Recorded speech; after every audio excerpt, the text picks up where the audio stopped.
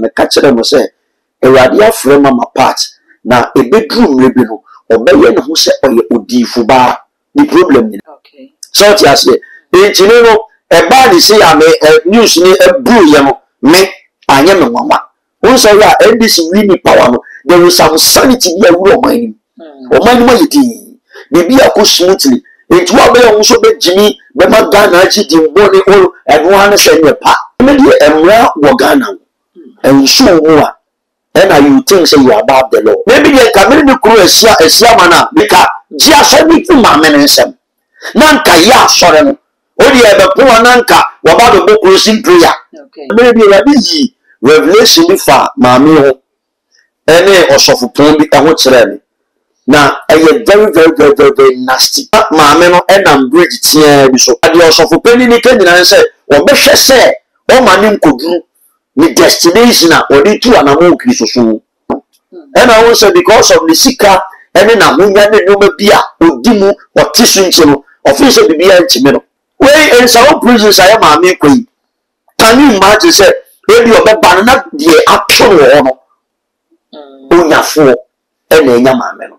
And I feel some about them pound so oh sorry no so say dia Obibeka said the white mouth has been jailed in Jibia influence or and they will be working towards members in the war sort me and maybe saying in your revelation in that pastor and me on sorry you. It's maybe a radicity for the second time.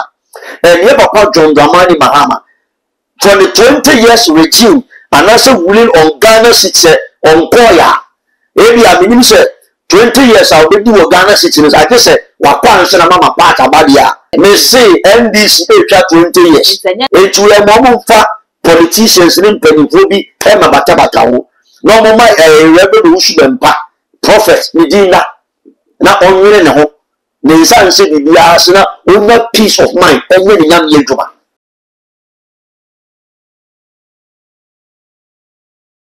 I was more Pabla at so much it's a resource, and then the first time I met some me as a subscriber to not about an account, said then I upload it to pay. When the first person here was at the kind academy. Sabra no can say the my part on I'm quite so yeah, walk up or in some with you feel walk up 15 years. Yeah, court and as a judge at the Amanina and 2022, 2023 and send be yeah better months so a fan who are what's no it now so a one for not watch say quite wrong with the one a fraud say wafa kwati kwan so ebu amanfo afaso wo kire say oba na asori a obema osika abra na wo ba be all night no pon all night no dodo na e kire say wan fa ne okan no ama wo mo afi ko mo de mo de coin ma mi sign je ya wan fa sika no amfa mo ene mesaka prophet Bernard Esiam e wo menje hansemi ene ba be di mu ko ma besrew say obeja wo comment e wo video no ase abra men say we ka ho ne nko di fo na afi ma na kwa ba ne fa ko mo e hihyeso.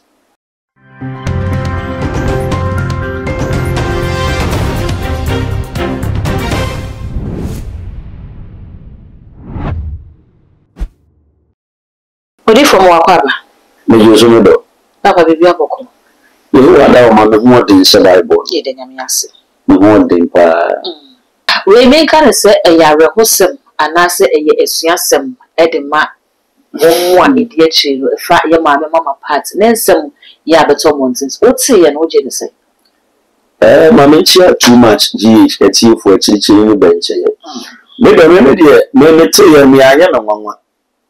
Oh, okay. Anya me nwanwa. Anya nwanwa. That's it. 15 years. Anya me nwanwa. Dinti a the prophet is here no say anya me nwanwa no say say Ewade maybe too much GH my for some be kai me catch them say Ewade afre mama part na e bedroom lebi no obeye no ho say oye odifu ba the problem nyina ni problem nyina and I won't say ohima ye wo kwan ni wo a etini wo ni pen so but na wiye no obey ni day so what you say okay kan First Timothy chapter 3 verse 8 to 11 or say asonfo ne wo yere no suban ya e wo so utine okay so your prophetess so your evangelist wa so your osomafo wa suban ene ne ya e wo so utine menya no nta. Don't poke your nose into people's affairs that does not concern you. And I won't say you know or you're just and a principle God.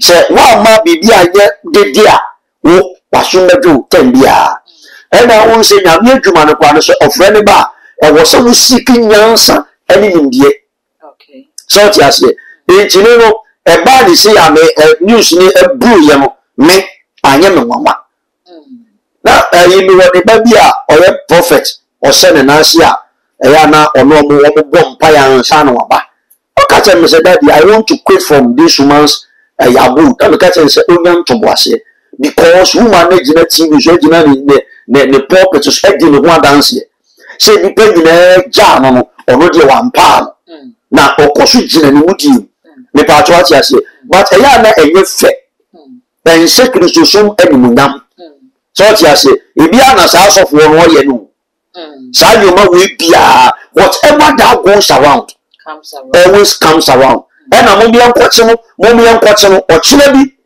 okwa de okwa a life imprisonment so ati ase ti me de we ne ade awade e fa so bi atina no for the second time who say okoda prison no say James 4 to say they remand okwa no ba montin the car say awade abesra no na wakasa che so be kai sa ni video no entinka wei o man ke yesua de kese say ko se we be mama partner na say evangelist wa utie nyame asem from that level now the kura unka nyame ye wa dom nyame abua wa che se wa mo bibia okuta wa so dan kakraka so what you say maybe they can be kuru esia mana because they carry the same surname maybe they dey esia and already dey esia ma enka ji aso bi tu ma menensem nanka ya asore no odi ebe po nanka wa ba do closing prayer afa so what you say entiri de eye weye ensuade ene ensede ene asotwede ede mo maka wa chire no Odifo yesuade ye asotwede de ma wo maka wa chire no say we no ebetimi abase kama ena ese mama patika esan entokwa bia woni revenue so be panya ye recently ni oni empress gift enya ede ne kunu ya wode ne ko share water closet mi kwa se wa flash no wa kana do ma she wa brenase no we no nyina na aka bom na sority ana oba pa me da wa no se me bi la bi revelation bi fa maami ho ene osofopon bi ho kire me na very very very very, very nasty na maame no enam bridge tia bi so mama party na de osofopon ni ke nyina se obehwe se o ma ni nkodu ni destination a odi tu anamo Kristo so me enye unsa be me start into me kato se enye no mama na se we se bia e din che na bona ya ena unsa ensa be bre ekutia no ena unsa because of the sika ene na hunya ne no bia odimu otisu nche no official bibia nchi me no me hunu news no maka so mo koye pregnancy time se edi asuenti asem ene onwam eti kopo enka ho ma bia na nyame afrew edi na fe na bika na ya surudwie sa oti ase enuti ya de bia me ka cho se 1 Timothy chapter 3 verse 1 to 7 eti fi asem si esua e fata Kristo na sofo se na de clarify ni bo minim and then your Bible school our council de clarify say we osofo ana say we osofo ba woni ye usunu ban ya obeba bonten aba be de picture in the society community Ghana ha be bia abeko me kasa anye me ya na me boa asim to the nonsense call aye nyina ye ya no kwasem say so she say asim me say ma mi ate ade no ma de fun sa emre bi say ya na no ko be bia me ko we chi na de bia ya me covenant ma no the bomb pa ye ti ma ba ya no be ku ho a e ya na ehon ntia e ya no ye bu ho a no aba media no be di watam what was our four question sorry for my speech so four question and say what is it sometimes when you are on the right track kura obi ko jira chebe ka se kura unya papa odefo jonto ni me bo na nwumo se ye nyankopon ne toda odi yekusi that's it se eni ni doso na ano ne doso a the Yakusi. A bit me up, I say, they are some of our party. Nyame de ne kwa akosie na what they prepare no amanaba kwan for so ana. Oh, preparation dear. Preparation dear. Or him amen kata mani mu amu afiagu. Men kata mani mu amu ebeye dey. Odi for atra yi kra ko please na ko sakra yesofo. Na wa sakra waba. Se wo ye nyam djuma na wo. See. Kromfo eta wi ade ne enche no a. Oso e bosu. Ye chiri pe masachra. Eye a word. Anu be chiri apẹ mu aka na akoma na je atum. Onipa akoma mo na ne bone ensamfo nkwase asem ahudisem ayerefasem ene ensemma enfra nyina efiriba. Me chiri de ma no apẹ mu aka majai. Within my heart no one am to him deep in my heart deep guy here emesere ohima eti mu na mo to mo nyum edi sa abotia ne sa enka so san kwa ba be sachera so cha se enka he adwen sachera bi wo ha ukodde mu ha okay kan Psalm 94 verse 1 to 7 or say Israel ina popon yo retofo sometimes we say Eradi do ni bi asemu dia mawa wo ba twene wa wo ti ase hwede no buka neza na so dene na Eradi de bon wa no wa pete ko dia bon wa no actually has minute we in some prisons I am ami koi can you imagine say maybe obe banana die action wo no ayi ya down for bi condemn 20 years na efiago oba ye no na asefem adwago sorry na oba ye no na aya asefem wanwa the sounds mebo the sounds ferry okoba na huto ni o se ba di aye bi o be do sa ma o se nyina papai o mo nso ase bo ma kono be o mo no be bomu a say yes o no kwa kusia but enye nika ade. Okay, in Romans chapter 2 verse 24. Oso mumunti ye brewade didi mbone e wa amanama ni nyina. We be ka wasem sei. Ukuru be ye dey. Wo busua be dey. Wo ma be dey. Afi wo swa sore. E be dey. Ye mfa ne baako se ye mfa ne kunu. Ye papa esiama. That's it. State awo say no beje asem na fo obetimi handle asori ne se ne maame no enka wo gina ho no ye na asori no wo gina ne ire chi na wo back no be mo back ne ire kama wa asori de na maame efiri hokko na enne ya wo chi na fie bi ne kwasi so be da ya asori so mo sabode da so fo bibiri bo mo maame na ase yes we ntimi ma na asori ni ngum e ma na asori ni nkofo onyafo na enya onyafo ena enya maame no and afia so ba be pound so e wa sore no so say bia obi be ka say the white mouth has been jailed en je bia unfri asore ho and they will be working towards members in wa asore ho me emre bi say ni revelation e ja pa asore ni ai emre omo ya asore you e ja pa asore din pa nya sem keto akra eji we be ba be a hate and a hate on the body of Christ. And also sometimes, you know, I know Ghana Christian Council causing this woman. They want to be from the body of Christ, you know, ocean Bible scriptures and then the year and fine. It's really a idea rather than call a long distance.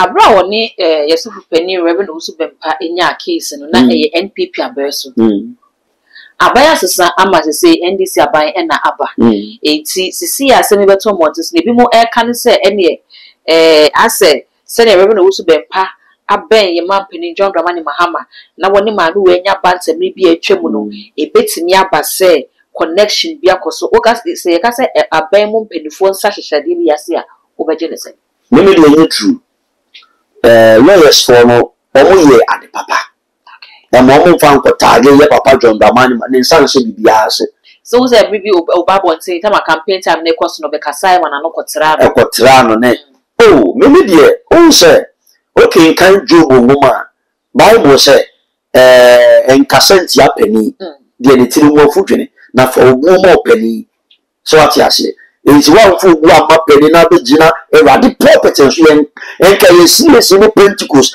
any Methodist property no kwatena I can say obutu na senkwa ache emma asofo ni nyina se oba ompam no kwa nka ache so ati ase ba yen so no na a build na asore and on the station and on the media platforms are or the projects in the ministry until obi antimi nka wansan so ati ase enti me de Awurade tia what for the second time and your papa John Dramani Mahama for the 20 years regime and also ruling on Ghana city on Koya ebi aminim say 20 years I will do Ghana citizens I just say wakwan se na mama part abadia Odifo I don't know 20 years that's it Emma your mapping I can't want to me say NDC twa 20 years so they about to say David me san sase and the obicha 20 years no NDC amanyoku no and twa 20 years okay enti ema yem fan connect ma ye papa John Dramani Mahama say bia ne nsa wum anasa ne nsa nim the man is clean and pure papa ne nsa ye clean and pure ti we the won sem na ayi ade na echinjia ba be sanwa and for what some papa so because papa na give mu da ho ne wo mu da ho and he is a chosen from Christian as a me catch wa e ma ye gu se ba de ankasa na pa no e yo sofo e yo di ko bia na pa no it is a cassette ya da anointed one asem da so Odifo asama enam so ma ede ye maame akwakopi mu afiase eye advert bi a beka no say advert ye say oba na asori na eye October na obechiche sika ne ade obi beka say wo mo ekopie mu wo ho no e wo mu say wo ye advert ne de na so beti he man ko bi wanje mesika that's it wa fa sika ye so bi so atwetu ye so bi so mo mra omwa no mo te no mutu na mo de koye enti so wo wakọ na wo pe bi ehu a Upo wuja dodo edi nso fremu mama. Na se edi nso akwa fremu mama wa anka we no any 15 years no ano nya hye dodo. O me de ano nya hye. Unse asore. Edi e na ye main motive nti aye flow asofo pani. Okay. Be wini akra wan. Me nipa nko adwensa kira ne hu mutu. Afi 3 fa nipa na wo mo nko adwensa kira ne hu po bo so na ye men. Enti Bible ma yeti ase se onifre ni chiro ni fre ni kwan ya wo bi na akoto amene enti we mo mfa politicians ni mpanifo bi e ma bata ho no mo ma rebe no usu bempa prophet ni dina na onwere ne ho ne nsanse bibia ase na onya peace of mind enye ni nyam yedwuma enti mo connect bibia mfa connect ma papa no debi touch not my anointed good now and do my prophet know how it would do so kwa kan anointed no how many should be so what you say how many ba afei na the judgment of the Lord is being passed abra wone empress ene ni kunu nya abante ye hu se ode hopsana doye akọ water closet bi mu a flash the oil agu ne so akancha ye niam akire se wasie no wa brenase Hopes in name send on to no home be a fee, edit to no one no cratcher say, will be in a bonnet, coto, rich and ya dead man. Into any say, I'm a Gania Magashia, and you be one Magahu. Near see, be more dresses and on my partner, no ye nay did the paracrana will be a genocide. Oh, Memeka say, so we could take to me, I needed you. Who could have power? Good, who could have power? Oh, Casampu.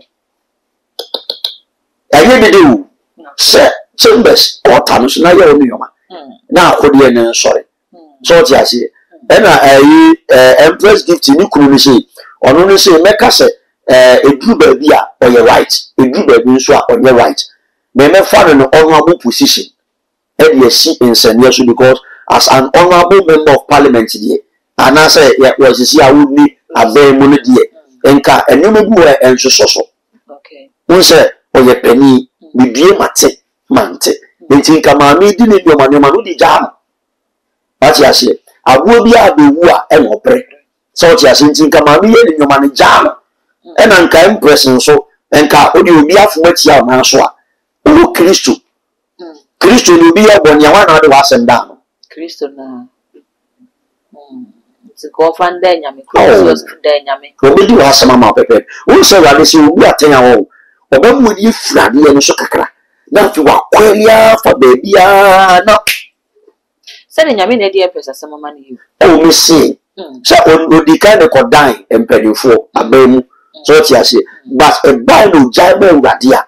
Se de otu nyame ho no odi Kristo tu ne ho. Na obi atimi afomo tia na so kakra ebo ma spike just a twinkle of we na wotimi adimrika me de ne kokko na kos me de wo gudu hu fie wa kan sema gunu na onu Kristo e ka te so kuta ho mo ne no e wo nya me na wo so wo to ni mama ba wiase fo ka chen so the Beelzebub e na tutu a ho mo ne nketwa odu bi kokko then tana poncho pilato mu mi na dio obi timi ni pa ne na ko but who say oba be che dombi. What you say? It is a what to say? Okay, see, we won't now. We shoot we buy one day. Anyone, any papa name far. Then why not to your mama? I say, I'm also for the na. I'm man close mark. So you ma already you are me catch them. I impress gifting. I saw for the ya man close mark. I saw for the ya man close mark. And I won't say you will and you may be your wa. Oh Christian, don't know what to say. Ma we munye love your neighbor as yourself yi boni flu ma yam hihie emra wu emfa ma wua enti go enu ma bi si aba na mutimi yam manenka what should that you are a Christian and answer what to gospel and I mention as a gospel no so mu no say a business o say then you I don't know the word gospel ne bape e wo so timi sorry sisi ya mapo what so you have what German. To be to us more pepe, a bit maybe. Now, people will testify, say, money, who free Yamia, and you know, because you free Yamia. But when you should mind accents, and remember the picture and why they become one son. Sabrea, we are Baya and Mammy Quaco Pimo and some now Quacucha 15 years, beyond Sacradia, 15 years, Kusuno Abbey. If you Mocasani, a gift to require the Bay and Concord, no Casa, or man of the Bay, the trip. Our family dey make us say we am so questionable. Okay. Because asam to wa betime di wasem. Amani bi ba wo betime di wa mani. Enti wo kwa akotwam na wo de asem na kwa akodan wan bi. So ko de che. Ne atu ni nwa ba. Adenchi na e ba first one fan che. Wa na ugina social media ka se mami wa boa open. Emri bi atwam. Sa adenchi na nipa na wa boa wa chori etia na Bible kan. Psalm 55 verse 9. Or see the really boom you can yankupon fi on na man 19 so tia me. It is obi wo sum ni mra so tia on na so a. Say ni ni pa di no. Won say people for ayi 6 ni mam ni malam for mo koda. Ati se yi wa minim free ali join free mu a dey ye be ye nioma ensem fata. And it goes out there to a soft one mo ye nkwase ade ensem fo ye nioma bi a ensem fata mo. Emri bi beba o. Emri bi beba obi kwanti ni mo wa bi. Enti we ye asuade de ma abonten sofo ne ahohowo ene amanfra o mo so mo ti abuchi na mu di nsamfo ene nkwase emri bi say that was any for this. Me wo every no ma ko program ba ko bi ba ene papa mi sire wo me ko rebe no ushi bempa na se de ye de nyoma no me de papa na mi hu ni ye ka be se mi busa wo se prophet ofri nyame ana ena no so okọ na bansire bona ya se okọ mu ana okọ no so de o se papa so a prophet na me say I rest my case who say now wa flag with from mama connect me line no record wo studio yes record wo studio me man scripture say kona ko kenkan eni pa de man no bo ade na mu nya no nye ne nyam yedwuma na mu tietie nsem na mu gina so aden me wie ya na bo chifo fe o so papa afia se mu so man of God unya me ajo da record bi bia wo studio anka o kan film ni mi aso se na anka o da na mso we ni re we na no some aye some any church members go anywhere in fa enti me de e futu we en sachire nipa agese masware ene wodo nso de ba that's it odefo ne esi ama Ghana ha ye hu se se ne o kan se wodo de ba se ne tie bia mra nya so omunku ade a ene wo bedi That's it. enti we no membisa se baako edi gidie bi asan aba yemra system no me judicial system no gidie bi asan aba mu afei mienu no ebeye esuade bi ama achidifo na o me de emra wo Ghana and show more and you think say you are above the law a show mu kwa bo so a country bi o mo fa mra and a side man every adwuma bia that country can never stand. Once I have this really power, there is some sanity here. We are mining. Or mining my tea. Maybe I could smoothly. It will be also be Jimmy, but my gun, I did in body all and one send a pa. It's immediate a send a signal, the mother body of Christ. And the Magana and Casano. One more Macaway, within some moon, some phone pass at Yano. One more betting ye. No much more for you, maybe. And you peace and Yashu now. Roman shooting was a moment you already did in money because of Samuel and Nima winning energy. We meet me tell the castle was of Mammy Pony. So what I say, would you for bound pony? Will be also a dear Australian poet, the near and your mother obey ye. So and you will feel beyond the year. If you be anybody, it's you. It's a moment to be no party be because we didn't be yet. Then our yes, animal, and she said, baby, mana, and this one in about the same best celebrated. So the new convention, my. What do for final words? The final word that I can't say a dom, and then pin to my muti minister. The best do what is right in the sight of God. Now, only the pain in our tenacity, I will assume dream, I will moody. The best celebrity pimpin, be near Prophet Bernard Esia. If you have a person make you come my number 0249 631 876 0249 631 876. Say a year Jinema with a bone some Amarad. Yeah, the intercessors Manuato good. Odi for me da sepa abusia ebeya eni pain na entina wodo eni emudi mu eno ena echenya mesompa we ni nsem we twato ya Prophet Bernard Esiam editu dwa ema ye mesre se obeja wo comment e wo video yi ase edi ama me eye too much gh eya kai so me subscribers mu na de be ona ka ho se be na upload me so for one first person ya wonsa ebidi kan akabi all the social media platforms so kwa eye too much gh o subscribe na wa like na wa share na won bia binso enya bia hwe yen na rebo semi so na yen ka se aha ena brema akwa me de mpo twetwe ni nyina esi makra enyi prebu okwanso wolala odofo ede ne wo hawe ede ne wo dadwen yare be na aye kwankwa odi chenchecheche a wonya anu aduro ene na me kanfo Raboni Spiritual Research and Divine Medical Laboratory ede ama eye Prophet Dr. Abednego ene da no a wise man will hear and will increase knowledge, but the fools despise counsel. Prophet Dr. Abednego ye odifo a eweye mremu awrade eyi no ama wiase se sunsum ya rebia aye okwanko